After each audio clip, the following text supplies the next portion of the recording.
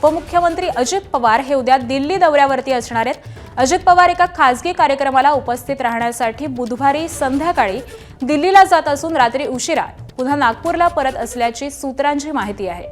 उद्याच्या दिल्ली वारीमध्ये काही राजकीय भेटीगाठी होत आहेत का याकडे देखील आता लक्ष असणार आहे। तर उपमुख्यमंत्री अजित पवार हे दिल्ली दौऱ्यावरती आहेत। एका खासगी कामासाठी ते दिल्ली दौऱ्यावरती जाणार आहेत, परंतु या दौऱ्यामध्ये काही राजकीय हालचाली होतात का, राजकीय भेटीगाठी होतात का, हे पाहणं देखील अत्यंत महत्त्वाचं ठरणार आहे। आणि याच संदर्भातले अपडेट देत आहेत आमचे प्रतिनिधी निलेश बुधावले। निलेश, सोमवारी रात्री महायुतीच्या तिन्ही वरिष्ठ नेत्यांची महाराष्ट्रातल्या बैठक एकत्र झाली होती आणि काही वेगवेगळ्या विषयांसंदर्भात चर्चा देखील झाली होती आणि त्यानंतर थेट आता अजित पवार दिल्लीला जात असल्यामुळे सर्वांच्याच भुवया उंचावल्या आहेत।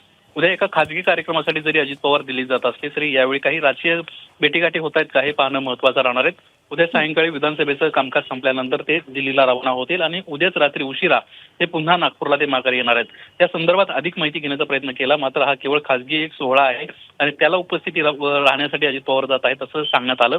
मात्र काही राजकीय भेटीगाठी होत आहेत हे पाहणं अतिशय महत्त्वाचं राहील, कारण सध्या विधानसभेचं विधिमंडळाचं अधिवेशन सुरू आहे।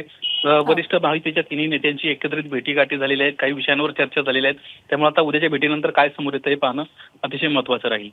अगदी बरोबर आहे निलेश, धन्यवाद या संपूर्ण माहितीसाठी। त्यामुळे उद्या अजित पवार यांच्या काही राजकीय भेटीगाठी होतात का हे पाहणं महत्त्वाचं ठरणार आहे। एबीपी माझा, उघडा डोळे बघा नीट।